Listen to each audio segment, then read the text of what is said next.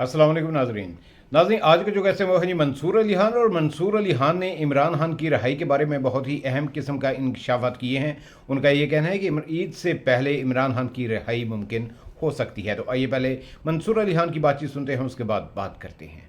Court reporter वगैरह से हमारी बात हुई है, बट ऑब्वियसली एक ऑनगोइंग प्रोसेस है, उसके ऊपर स्पेकुलेट तो नहीं किया जा सकता। एक साफी होने के नाते हमारी जो लिमिटेशंस हैं इस मामले के ऊपर कमेंट करने के हवाले से। लेकिन जिस किस्म के क्वेश्चंस बेंच की जानिब से आ रहे हैं, मुझे लग रहा है कि सुन्नी इत्तेहाद कौंसिल या पाकिस्तान तहरीक इंसाफ के लिए जो है ये थोड़ी सी प्रॉब्लमेटिक किस्म की सिचुएशन बन सकती है। अच्छा मंसूर साहब, ये जिस तरह की खबरें आ रही हैं कि इमरान खान साहब की ईद तक रिहाई हो सकती है, ये भी खबर आई कि कुछ ओवरसीज पाकिस्तानियों की उनकी पिछले दिनों में मुलाकात हुई जेल के अंदर।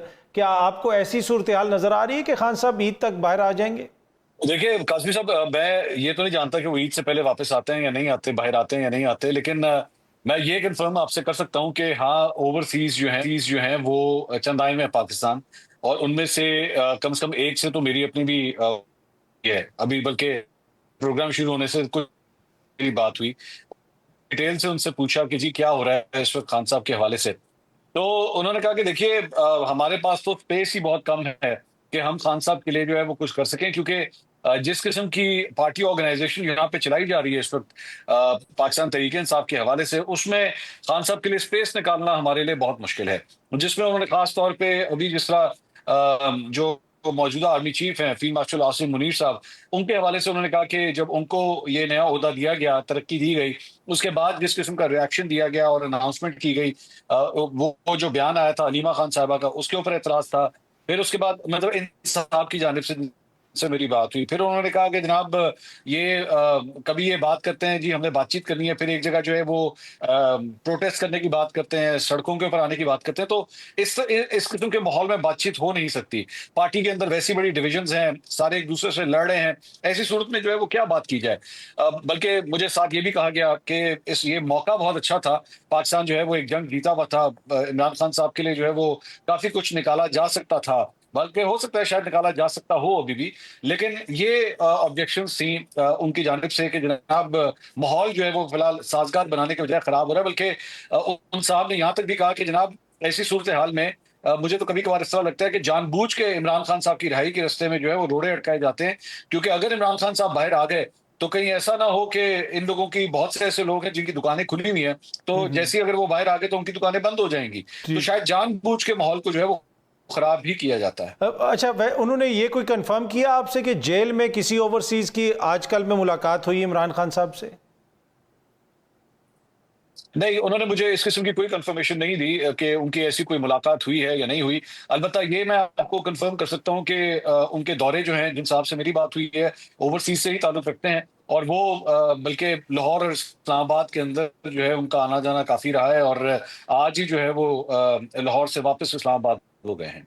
ठीक है। अच्छा, ये जो जंग का आपने जिक्र किया उसमें नवाज शरीफ साहब का कोई बयान हमें सुनाई नहीं दिया मोदी साहब के खिलाफ, और दूसरी जानिब इमरान खान साहब ने एक ट्वीट भी किया। कुछ लोग ये कह रहे हैं, इस तरह की खबरें भी आ रही थी कि क्योंकि मियां नवाज शरीफ साहब ने मोदी के खिलाफ कोई बात नहीं की, मरियम बीबी ने भी उस तरह उनका नाम उस तरह नहीं लिया, तो शायद इस्टेब्लिशमेंट या दूसरी साइड के ऊपर थोड़ी सी रिजर्वेशंस हैं इस हवाले से। आप समझते हैं कि ये मुनासिब या जायज़ तज्जिया है?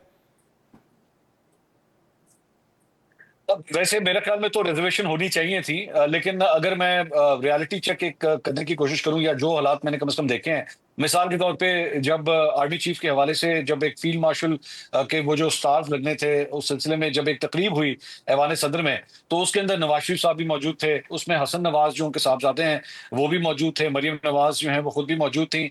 तो मुझे उसके अंदर तो ऐसा कोई तनाव की सूरत हाल कोई फिलहाल नजर नहीं आई। तो मेरा ख्याल में बिल्कुल नवाज शरीफ साहब को मेरा ख्याल में तो मजीद वोकल होना चाहिए था। मेरा ख्याल में मैं ये चाहता कि इवन मरियम नवाज भी जो है वो जो पोजीशन उन्होंने ली थी उससे ज्यादा वोकल होना चाहिए था। लेकिन फिलहाल मुझे तनाव की कोई ऐसी कैफियत नजर नहीं आती। अगर तनाव की ये कैफियत नवाज शरीफ साहब की हद तक है या मरियम नवाज की हद तक है, तो मैं नहीं जानता, मेरे पास ऐसी कोई खबर नहीं है।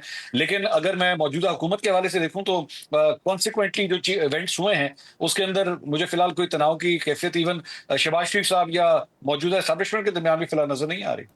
ये जो सारा भारत वाली एपिसोड हुई है, भारत को अपने शिकस्त दी है जंग में, आप समझते हैं कि उससे जो पब्लिक परसेप्शन है हुकूमत की वो भी बेहतर हुई है और हुकूमत मजबूत हुई है? देखिए, मैं ये ज़रूर कह सकता हूँ कि कम से कम एस्टैब्लिशमेंट के हवाले से लोगों की जो राय है, उसमें थोड़ा बहुत एक तब्दीली ज़रूर आई है। ज़ाहिर बात है, एक तनाव की सूरत-ए-हाल तो थी, उसमें तो कोई शक नहीं है। लेकिन इस जंग के बाद जो है, कुछ परसेंटेज जो है, उसकी डेफ़िनिटली राय बदली है। वो कितनी है? हाँ, ज़ाहिर बात है, ये स्पेकुलेटिव बात है, हर एक की अपनी एक राय है। कुछ मतलब कोई पोल्स भी सामने आ रहे हैं, कोई सहाफ़ी अपनी राय दे रहा है, कोई अपनी दे रहा है। सो आई थिंक इसके बारे में कोई हतमी फ़िक्र तो नहीं दिया जा सकता, लेकिन हाँ, लोगों की राय में पाकिस्तान की अफवाज ने जो है एक बड़ी कामयाबी हासिल की है। लेकिन क्या इसका असर रसूख या क्रेडिबिलिटी, लेजिटिमेसी मौजूदा हुकूमत के ऊपर आ सकती है, या वो ये क्लेम कर सकती है कि जनाब हम लेजिटिमेट हो गए हैं, हमारे ऊपर कोई दाग जो लगे हुए थे 8 फरवरी के इलेक्शंस के, वो अब धुल गए हैं? नहीं, मैं नहीं समझता। मेरा ख्याल में लोगों के अपने गिले-शिकवे उस इलेक्शन को लेके वैसे ही मौजूद हैं।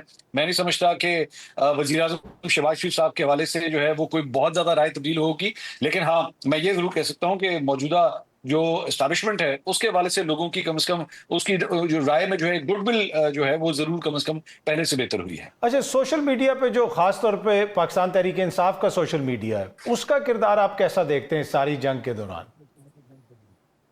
मेरा ख्याल में थोड़ा-सा डिवाइडेड था। चंद पॉकेट्स उसमें से ऐसी थी जो कि बिल्कुल जो रोल उन्हें अदा नहीं करना चाहिए था, वो उन्होंने किया। चंद की जानिब से जो है वो बिल्कुल पूरी तरह अफ़वाज पाकिस्तान को, पाकिस्तान के लिए आवाज़ उन्होंने बुलंद की, बड़ा पॉज़िटिव रोल उन्होंने अदा किया।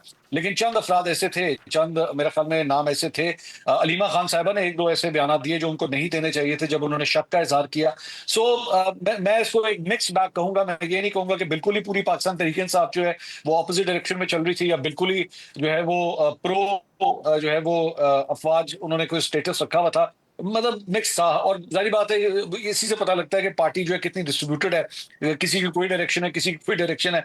और थोड़ी देर पहले जिस चीज़ का मैं ज़िक्र कर रहा था कि यही एक बहुत बड़ा हर्डल है। अगर 4 बंदे को बातचीत करने की कोशिश भी करते हैं तो दूसरे 4 आ करते हैं उसकी टांग खींचने के लिए। कोई 4 कोशिश करते हैं कि किसी तरह कोई ब्रेक थ्रू हो जाए, खान साहब के लिए कोई आसानी पैदा हो जाए, तो दूसरे 4 आ जाते हैं कि नहीं, इस तरह नहीं करना। अगर हमने जो भी करना है तो अपनी रेजिस्टेंस के साथ करना है। तो मतलब पार्टी के अपने अंदर कोई फैसला नहीं है, डिसीजन नहीं है। सलमान अकरम राजा हो जाएँ या बैरिस्टर गौहर हो जाएँ, उनकी जो है वो क्या स्टैंडिंग है। अलीमा खान साहिबा अगर एक जगह खुद आके कहें कि बैरिस्टर गौहर कौन है? बैरिस्टर गौहर कोई नहीं है। पार्टी के चेयरमैन तो इमरान खान है। तो फिर मतलब उस चेयरमैन की जो है वो क्या वक़्त रह जाती है पार्टी के रहनुमाओं के बीच में। सो जब पार्टी का ये तो नाज़रीन, आपने मंसूर अली खान की बातचीत सुनी, तो उनका ये कहना है कि इमरान खान की रहाई जो है वो ईद से पहले मुमकिन हो सकती थी, लेकिन अब उनके ऊपर जो है वो काफ़ी सारी सख्तियाँ होने की तवक्को है कि जजेस भी जो हैं वो फैसला नहीं कर पा रहे। ज़ाहिर सी बात है कि इस्टेब्लिशमेंट का प्रेशर है या जो भी है, लेकिन फ़िलहाल जो है वो नज़र नहीं आ रहा कि इमरान खान की रहाई मुमकिन हो सके। तो पीटीआई वाले जो हैं वो लॉन्ग मार्च की कॉल देने जा रहे हैं। अब देखना यह है कि वो लॉन्ग मार्च कहाँ से स्टार्ट करते हैं और कैसा करते हैं। इजाज़त दीजिए, अल्लाह हाफ़िज़।